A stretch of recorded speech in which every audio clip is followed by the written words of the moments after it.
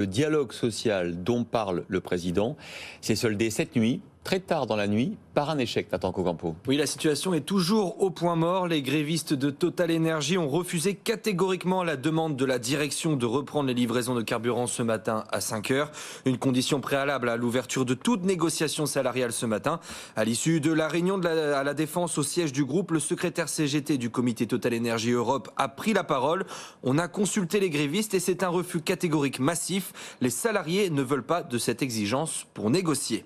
Le dialogue reste bloqué après tout de même un premier pas de Total vers les grévistes, car plus tôt dans la journée, la direction avait accepté pour la première fois de recevoir la CGT, alors qu'avant, elle exigeait comme préalable la levée des blocages pour voir le deuxième syndicat du groupe. Justement, sur les blocages, on en est où ce matin? Alors ce matin, 6 raffineries sur 8 sont bloquées, 4 de Total Energy, 2 d'Esso, malgré un accord signé avec 2 syndicats majoritaires, dont la CFDT.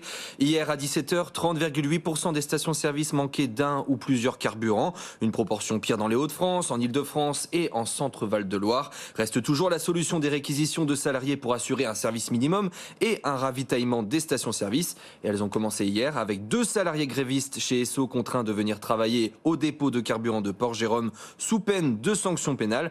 2 autres aujourd'hui. Philippe Martinez, le leader de la CGT, va déposer un référé aujourd'hui pour s'y opposer, alors que la prochaine réquisition pourrait avoir lieu au dépôt de Flandre de Total Energy près de Dunkerque, a indiqué le porte-parole du gouvernement, Olivier Véran.